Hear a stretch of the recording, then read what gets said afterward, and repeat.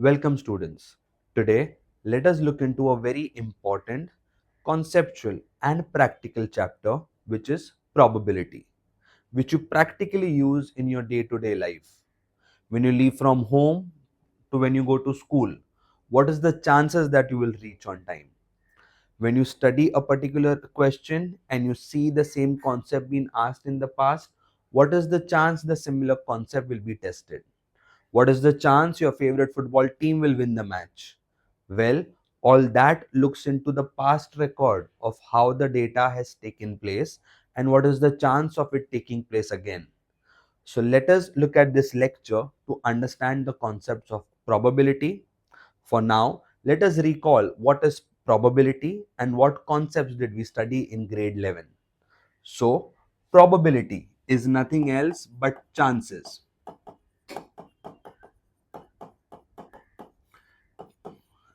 Chances or possibility of an event to occur.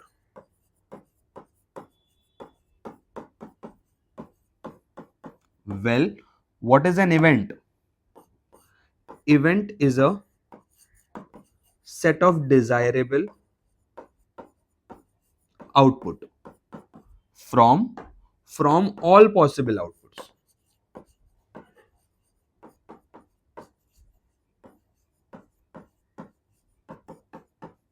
Now, that is your sample space.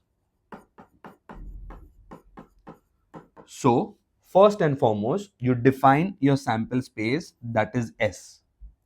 Then you find the total values in your sample space, that is N of S, that is the cardinal value of your sample space. Then you define an event what you want.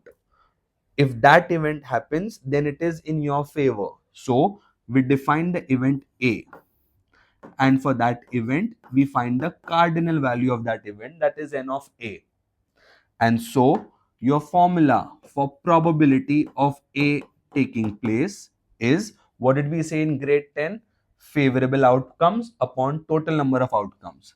That is N of A upon N of S. Now, let us try to understand this with an example. Suppose we are playing a snake and ladder game, the basic of all. When will your game begin? When you roll a die and you get the number 6. Now it is my game. So I decide that we will start the game when we get the number 1 or 6, say extreme numbers. So first let us define the sample space. When I roll a die, I can get the number 1, 2, 3 up to 6. How many values are in your sample space? 6.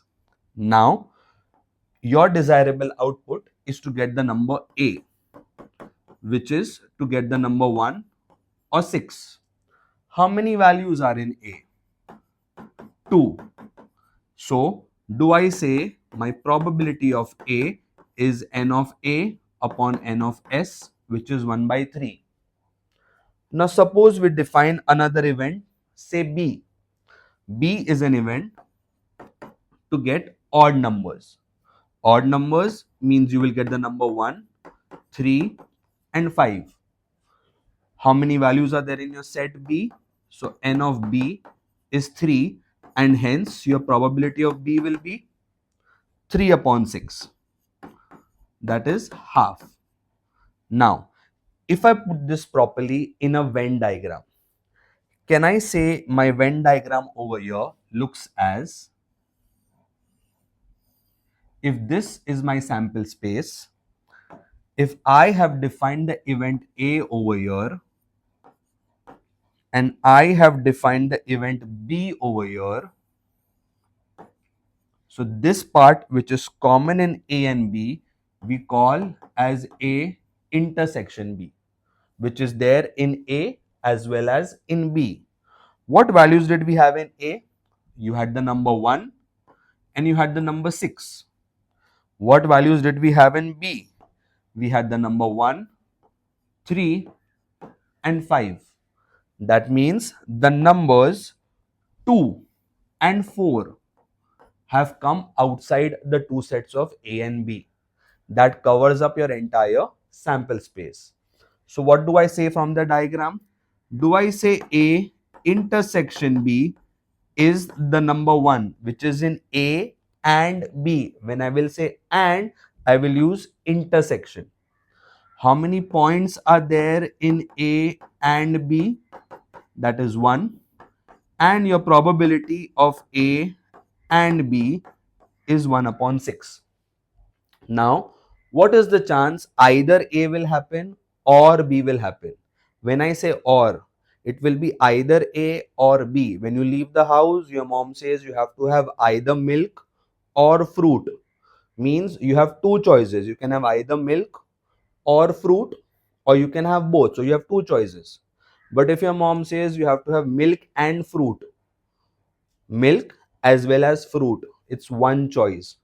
Okay, so if I now say what is the probability of A union B, that means it will either be A or it will be B. But if you look into the diagram, when I'm saying it can be A or it can be B, do we notice that this part A intersection B is added twice? So therefore we have to remove it once. And hence my formula for A union B is adding A plus B. This part is added twice and hence we remove it. So my answer over here will be probability of A is 2 by 6. Probability of B is 3 by 6. A intersection B is 1 by 6. Leaves me over here with 4 by 6, which is 2 by 3. Do we notice 4 by 6? There are 4 values in your event A and B Venn diagram. Now, suppose I say you do not want A to take place, you do not want B to take place. Means I am saying A does not happen, that is A complement, and B does not happen, that is B complement. A also does not take place, B also does not take place. How many values are there? There are 2 values. So can I directly say this answer is 2 by 6, which is 1 by 3? But do we notice that 4 by 6 and 2 by 6 adds to 1? Well, I am going to say A complement intersection B complement. A does not happen and B does not happen is actually probability A union B the whole complement. That we will discuss further also in our De Morgan's law. And complement is 1 minus probability A union B, which is 1 minus 4 by 6, which matches our answer over here to 2 by 6. Now we understood this concept of a Venn diagram using numbers. Let us try to go in generic how we can simplify a Venn diagram which will help us solve all the sums. So I am making the same Venn diagram again over here, where I am saying this event is A and this event is B. This is A intersection B.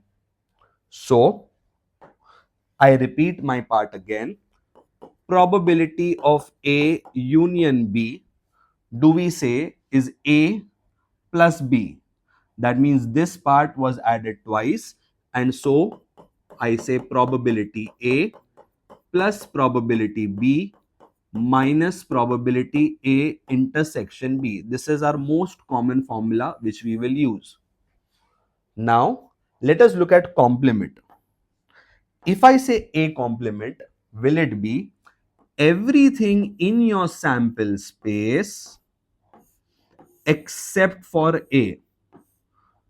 So can I say this part is A complement? Everything in your sample space except for the circle of A. Now, students, can I say this part over here? In this crescent moon of B, from the entire circle of B, I am only considering this part of B which is not with A. So hence, can I call this as only B? Only B means what? B and not A. So what did I say? When I say and, I will use intersection. So can I say B and not A? Means from B, remove everything which was shared with A.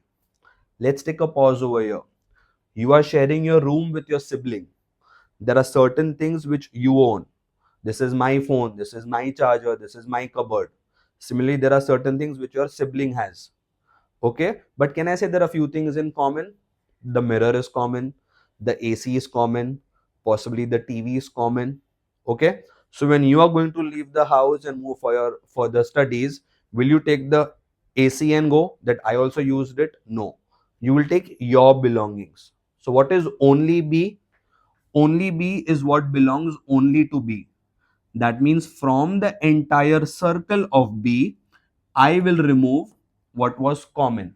Means probability of B minus probability A intersection B, whatever B shared with A, leaves me with only B.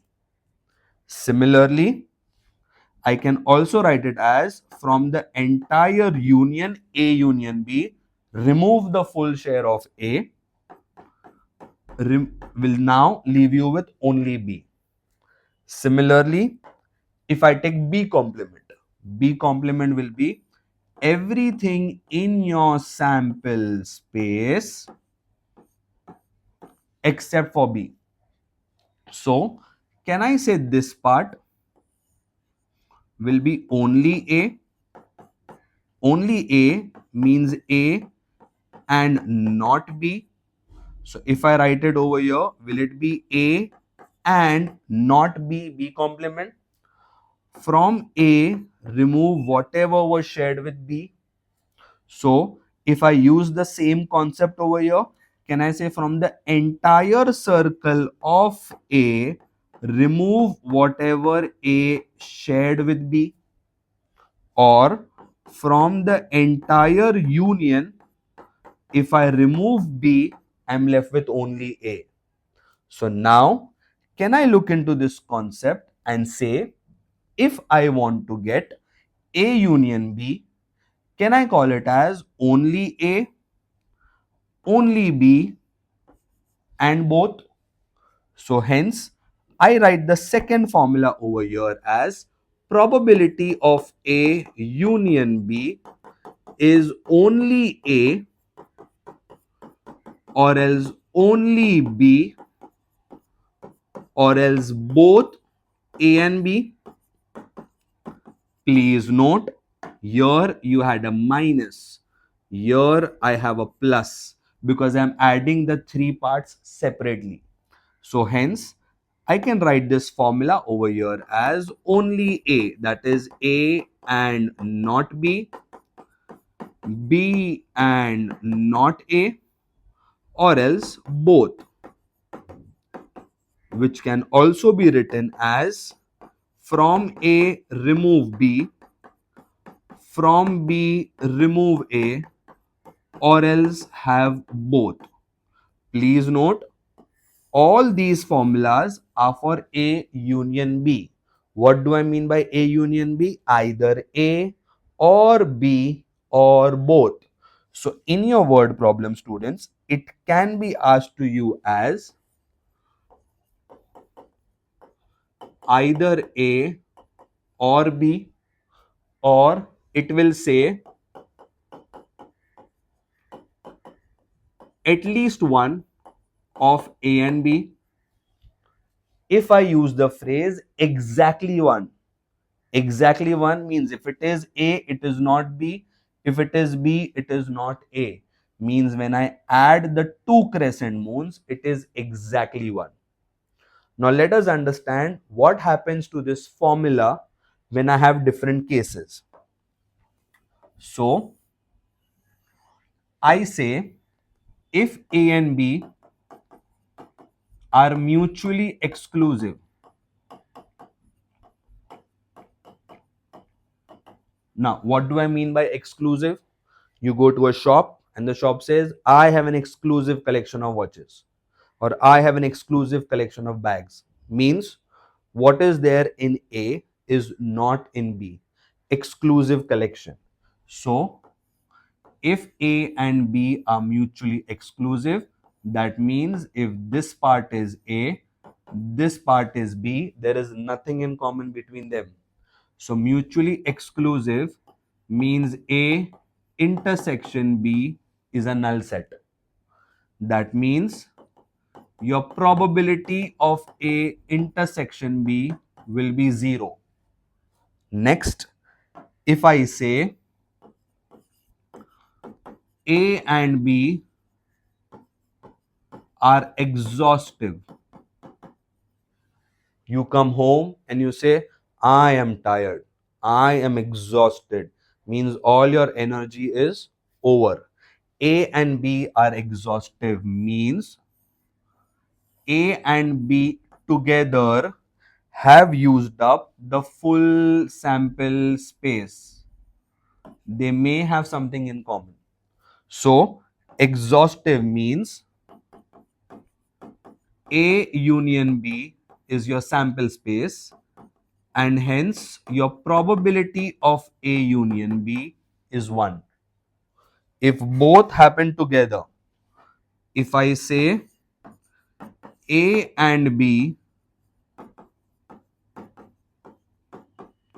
are mutually exclusive and exhaustive, combine the meaning, students. I am saying A and B together have nothing in common, but they have used the full sample space. That means A intersection B is a null set and A union B is your sample space, and hence your probability of A intersection B is 0 and probability of A union B is 1. Now come back over here, and I am saying if I use these cases in my main parent formula. So if A and B are mutually exclusive, means intersection is 0. So I will have probability A union B is probability A plus probability B.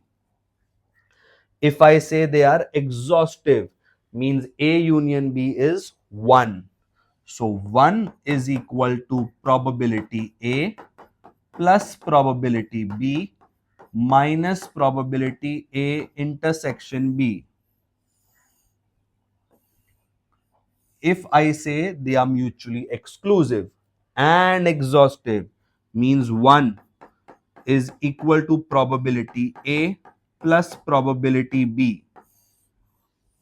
1 is equal to probability A plus probability B. If I look at A, what is complement of A? That's B. And if I look at B, what is complement of B? That is A. So, if they are mutually exclusive and exhaustive, it can also be called as a partition set or a disjoint set or a complementary event.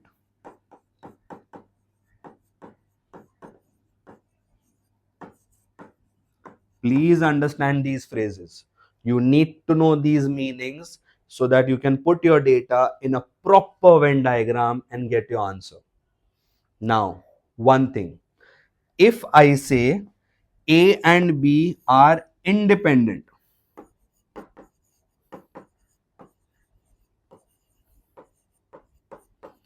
now when A and B are independent, means A has nothing to do with B.